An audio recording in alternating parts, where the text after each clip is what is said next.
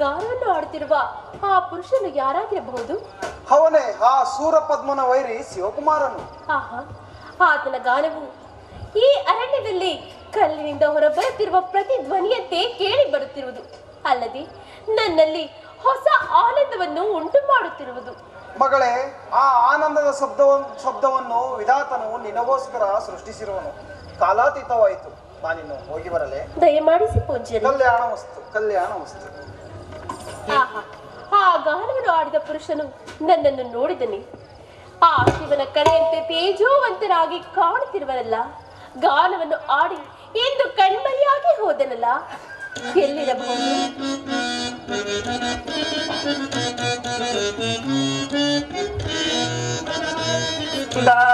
ಮನ ಮೋಹಿನಿ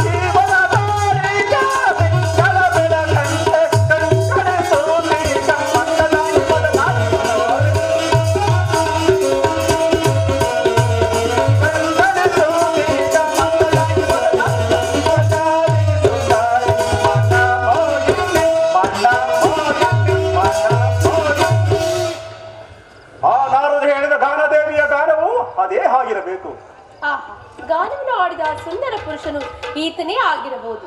ಎಂತಹ ರೂಪು, ಎಂತಹ ಲಾವಣ್ಯ! ಈತನನ್ನು ನೋಡಿದರೆ ಆ ಪರಶಿವನಂತೆ ಕಾಣುತ್ತಿರುವನು. ಕೈಲಾಸವನ್ನು ಬಿಟ್ಟು ಇಲ್ಲಿಗೆ ಈತನಾಗಿ ಬಂದನು. ಎಲೈ ಸೌಂದರ್ಯವತಿ, ನೀನು ಯಾರು? ನಾನೇ. ಓಹೋ, ನೀನಾದ ಮೇಲೆ ನಾನು ಯಾರು ತಿಳಿಯುತ್ತೆ? ಓಹೋ, ಚೆನ್ನಾಗಿ ತಿಳಿದಿರುವುದು. ನೀನು ಆ ಗಿಳಿಗಳಂತೆ ಮುದ್ದಾಗಿರುವೆ, ಅಲ್ಲದೆ ಆ ಕೋಗಿಲೆಂತೆ ಹಾಡುತ್ತಿರುವೆ. ಈ ಅರಣ್ಯದಲ್ಲಿರುವ ನೀನೊಂದು ಪ್ರಾಣಿಯಂತೆ ಕಾಣುತ್ತಿರುವೆ. ಸುಂದರಿ, ಹಾಗಾದರೆ ನಾನು ಪ್ರಾಣಿ. ನನಗೂ ಆ ಪ್ರಾಣಿಯು ಯಾವುದೇ ಭೇದವಿಲ್ಲವೇ? ಇರುವುದು. ಪ್ರಾಣಿಗಳು ಮಾತನಾಡುವುದಿಲ್ಲ, ಆದರೆ ನೀನು ಮಾತನಾಡುತ್ತಿರುವೆ. ಅದೋ ಅಲ್ಲಿ ನೋಡು, ಹಕ್ಕಿ ಪಕ್ಷಿಗಳು ಬತ್ತನೆಯನ್ನು ತಿನ್ನುತ್ತಿರುವುದು. ಬೇಗನೆ ಇಲ್ಲಿಂದ ಮರೆಯಾಗಿ ಹೋಗು. ನನ್ನ ತಂದೆಯು ಬಂದರೆ ಅವರು ಸುಮ್ಮನೆ ಬಿಡುವುದಿಲ್ಲ. ಸುಂದರಿ, ಹಕ್ಕಿ ಪಕ್ಷಿಗಳಂತೆ ನಿನ್ನ ಜೊಳದಲ್ಲಿ ಜೊಳಲು ತೆರಲು ತಿನ್ನಲು ಬಂದವನಲ್ಲ. ಹಾಗಾದ್ರೆ ಕಳುವನ್ನು ಮಾಡಲು ಇಲ್ಲಿಗೆ ಬಂದಿರುವೆಯಾ? ಹೌದು, ನಾನೊಬ್ಬ ಆಶ್ಚರ್ಯಕರವಾದ ತಸ್ಕರನು. ನೀನು ತಸ್ಕರನು? ನಿನ್ನನ್ನು ನೋಡಿದರೆ ದೇವತೆಯಂತೆ ಕಾಣುತ್ತಿರುವೆ. ನಾನು ಆ ಸೂರಪದ್ಮನ ಮರೆಸಿದ ಧರ್ಮಕನು. ಪ್ರಪಂಚದ ಜನಕರಾದ ಶಿವಶಕ್ತಿಯರ ಕುಮಾರ ತಿಳಿಯಿತೆ. ಆ ಸ್ವಾಮಿ, ಅಂದು ಗಾನವನ್ನು ಆಡಿ ನನ್ನ ಮನವನ್ನು ಸೆಳೆದೆ. ಇಂದು ಪುರುಷ ರೂಪವನ್ನೊತ್ತು ಇಲ್ಲಿಗೆ ಬಂದರು. ನೀನು ಯಾರು?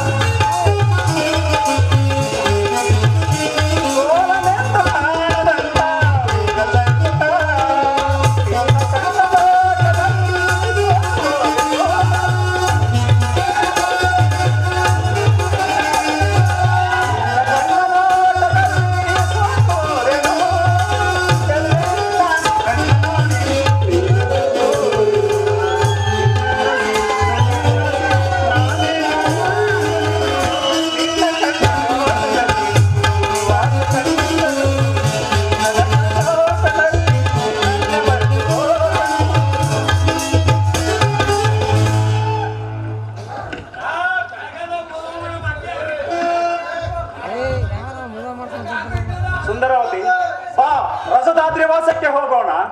ಸ್ವಾಮಿ, ನನ್ನ ಕರವನ್ನು ಬಿಡಿ.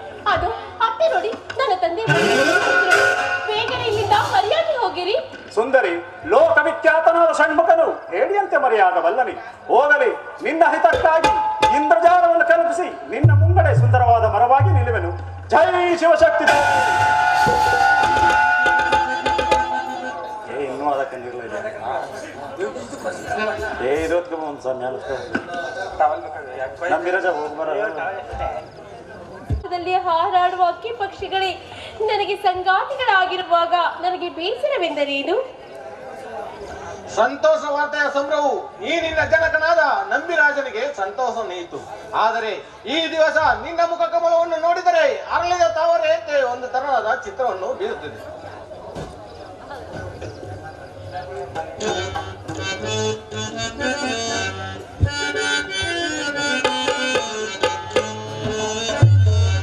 ಚಿಂತೆ ಏತಕ್ಕೆ ಇಂದು ಕುಮಾರಿಗೆ, ಚಿಂತೆ ಏತಕ್ಕೆ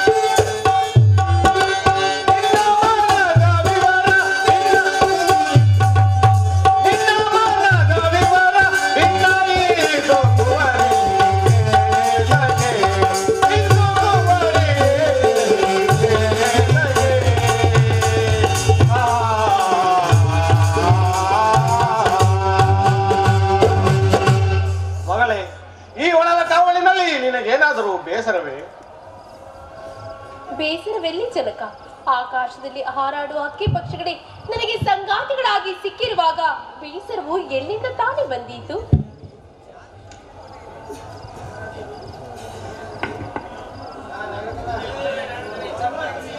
ಕೊಲ್ಲಿದೇವಿ, ನಿನ್ನ ಮುಖವು ಕಳೆಗುಂದಲು ಕಾರಣವೇನು?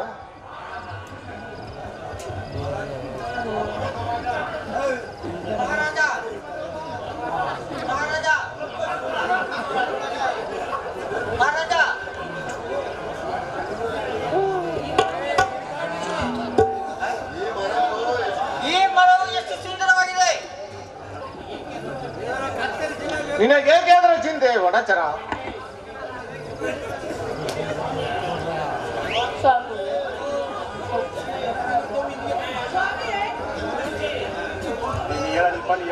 ವನಚರ, ಅಲ್ಲಿ ಬೆಳೆದಿರುವ ಮರವು ಸಕಲರಿಗೂ ಗಾಳಿಯನ್ನು ನೀಡುವುದು. ಅದನ್ನು ಕಡಿಯಬೇಡ, ತಿಳಿಯುತ್ತೆ? ವನಚರ, ಮಗಳ ಮನೋವಿಷ್ಟವನ್ನು ನೆರವೇರಿಸು.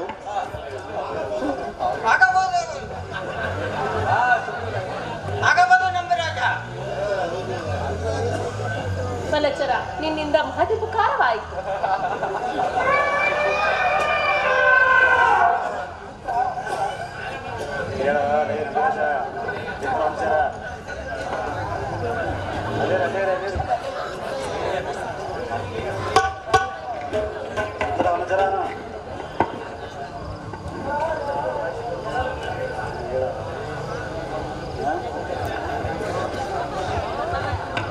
ಪೂಜ್ಯರಿಗೆ ನಮಸ್ಕರಿಸುವೆನು. ಅಯ್ಯ ನಿನಗೆ ಮಂಗಳವಾಗಲಿ. ಸ್ವಾಮಿ, ತಾವ್ಯಾರು? ಎಲ್ಲಿಂದ ದಯ ಮಾಡಿಸಿರುವಿರಿ? ಅಯ್ಯ ನಾನೋರ್ವ ತೀರ್ಥಯಾತ್ರ ವಾಸಿಯು. ತೀರ್ಥಯಾತ್ರಿ ವಾಸಿಗಳು ಯಾವಾಗಲೂ ಪುಣ್ಯ ಶರೀರಿಗಳು. ನೀವು ಯಾವ ಯಾವ ಯಾತ್ರೆಗಳನ್ನು ಕೈಗೊಂಡಿರುವಿರಿ? ಅಯ್ಯ ನನಗೆಷ್ಟು ಶಾಂತಿಯನ್ನು ನೀಡು. ನನ್ನ ಮುಂದಿನ ಕಾರ್ಯವು ಅಮೋಘವಾಗಿರುವುದು. ಹಾಗೂ ಹಾಗಾದ್ರೆ ನಮ್ಮ ಮನೆಯಲ್ಲಿ ವಿಶ್ರಾಂತಿಯನ್ನು ಹೊಂದಿ ನಿಮ್ಮ ಪಯಣವನ್ನು ಮುಂದುವರಿಸಬಹುದು. ಸಂಸಾರಿಗಳು ವಾಸ ಮಾಡುವ ಸ್ಥಳದಲ್ಲಿ ಆಗದು. ನಿನ್ನ ಹೊಲದಲ್ಲಿ ನನಗೊಂದು ಪರ್ಣಶಾಲೆಯನ್ನು ಕಟ್ಟಿಸಿಕೊಟ್ಟರೆ ಅಲ್ಲಿ ಇರುವೆನು. ಆಗಬಹುದು. ಅಲ್ಲಿ ಕಾಣುವ ಪರ್ಣಶಾಲೆಯಲ್ಲಿ ನೀವು ವಾಸವಾಗಿರಿ. ಈ ವನವನ್ನು ಕಾಯುವ ನನ್ನ ಮಗಳಾದ ವಲ್ಲಿದೇವಿಯನ್ನು ನಿಮ್ಮ ಶುಶ್ರೂಷೆಗೆ ನೇಮಿಸುವೆನು. ವನರಾಜ, ಸಿದ್ಧಾಶ್ರಮ ವಾಸ ಮಾಡುವ ಈ ಸ್ಥಳದಲ್ಲಿ ಸ್ತ್ರೀಯರು ಶುಶ್ರೂಷೆಯು ನಿಷೇಧವಾಗಿರುವುದು. ಸ್ವಾಮಿ, ಹಾಗೆನ್ನಬೇಡಿ. ನನ್ನ ಮಗಳು ಇನ್ನೂ ಚಿಕ್ಕವಳು.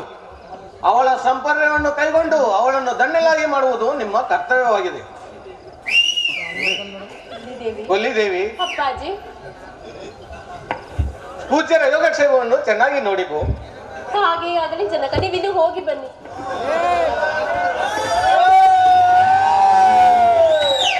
ಪೂಜ್ಯರೇ ಬನ್ನಿರಿ, ಈ ತಲ್ಪದ ಮೇಲೆ ಕುಳಿತುಕೊಳ್ಳಿ. ಹತ್ತಿರಕ್ಕೆ ಬರಬಾರದು. ಪೂಜೆ ದೂರದಲ್ಲಿ ನಿಂತು ನಿನ್ನ ನಮಸ್ಕಾರಗಳನ್ನು ಅರ್ಪಿಸು.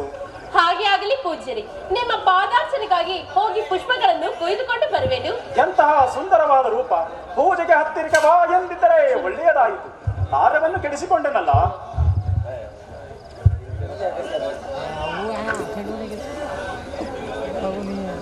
ಪೂಜ್ಯರೇ, ಇದು ನಿಮ್ಮ ಪಾದಾರ್ಚನೆಗಾಗಿ ಪುಷ್ಪಗಳನ್ನು ತಂದಿರುವೆನು. ಹತ್ತಿರಕ್ಕೆ ಬರಬಾರದು. ದೂರದಲ್ಲಿ ನಿಂತು ನಿನ್ನ ನಮಸ್ಕಾರಗಳನ್ನು ಅರ್ಪಿಸು. ಮಾನಿನಿ, ನನಗೆ ಬಹಳ ಬಾಯಾರಿಕೆಯಾಗಿದೆ. ಮೊದಲು ಸ್ವಲ್ಪ ನೀರೆಂದರೆ. ಹಾಗೆ ಆಗಿ ತೆಗೆದುಕೊಂಡು ಬರುವೆನು.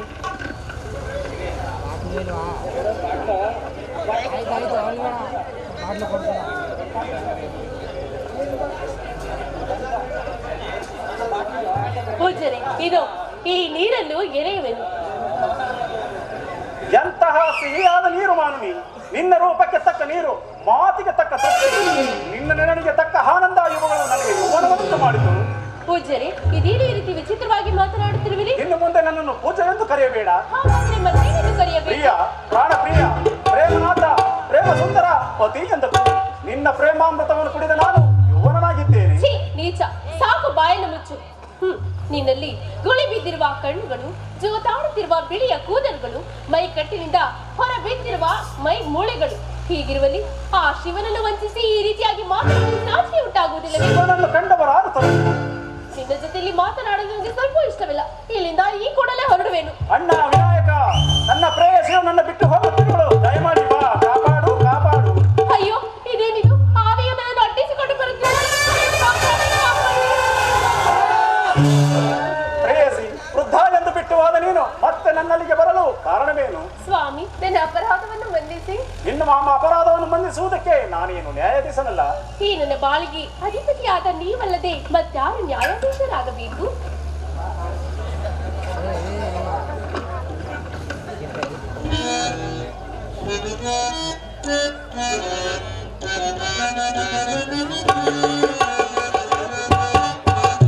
ಬಾರೆ ಬಾರಿಯೇ ಆನಂದ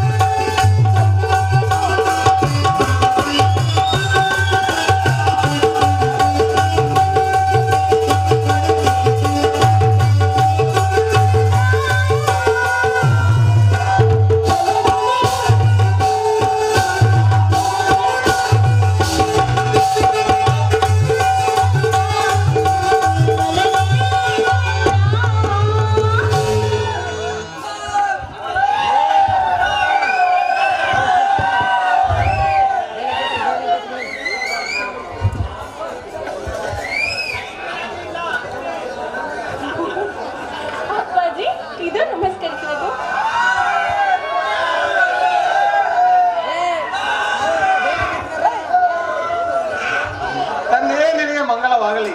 ನಿನ್ನ ಪಕ್ಕದಲ್ಲಿ ನಿಂತಿರುವ ಈ ತೇಜಮೂರ್ತಿ ಯಾರು? ಅದನ್ನು ಅವನ ಬಳಿಗೆ ಹೋಗಿ ಕೇಳಿಕೊಳ್ಳಿ. ಸ್ವಾಮಿ, ತಾವ್ಯಾರು? ಮಹಾರಾಜ, ಚತುರ್ದಶ ಭುವನ ಕರ್ತರೆಂದು ಕಂಬಾರನ ಕೈ ಅಗಲ ಸದ್ದಿನಂತೆ ಮರಗಿಡಗಳ ನೋಟವನ್ನು ಅರ್ಪಿಸಿ ಯಾವ ಶಿವಮಾಧುರ್ಯವನ್ನು ಬೀರುವರೋ ಅಂತಹ ಪವಿತ್ರ ಪಂಥಗಳಾದ ಶಿವಶಕ್ತಿಯ ಕುಮಾರನಾದ ಷಣ್ಮುಖನೇ ನಾನಾಗಿರುವೆನು. ದೇವ, ಶಿವಕುಮಾರನಾದ ನೀನಲ್ಲದೆ ಈ ಜಗತ್ತಿಗೆ ಮತ್ತಾರು ಇತರು. ಬ್ರಹ್ಮಾಂಡ ದೇವತೆಗಳು ಯಾವ ಮಹಾಮಂತ್ರದಿಂದ ಈ ಜಗತ್ತನ್ನು ಸೃಷ್ಟಿಸಿರುವರು? ವಿಷ್ಣು, ವಸಿಷ್ಠ ಮೊದಲಾದ ಸಪ್ತ ಋಷಿಗಳು ಯಾವ ಮಹಾಮಂತ್ರಗಳಿಂದ ಪವಿತ್ರವಾಗಿರುವರು? ಮಹೇಶ್ವರ, ನಂದೀಶ್ವರ ಮೊದಲಾದ ಸಪ್ತ ಋಷಿಗಳು ಯಾವ ಮಹಾಮಂತ್ರದಿಂದ ಅವಗಣಲಿಂತ ಮೆರೆಯುತ್ತಿರುವರು? ಹೆಸರಂತೂ ಮೆರೆಯುತ್ತಿರುವರು.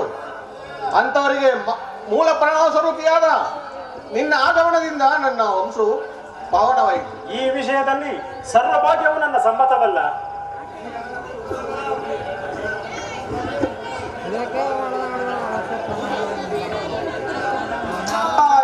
ನಾರಾಯಣ.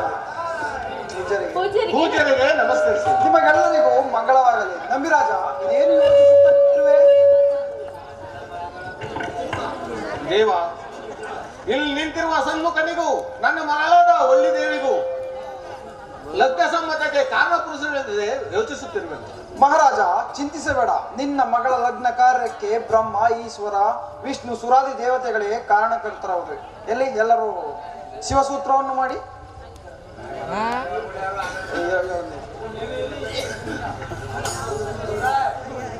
ಇಲ್ಲ ಕಣಾಕು ಅವ್ರದ್ದು ಹೇಳ್ಸಿ.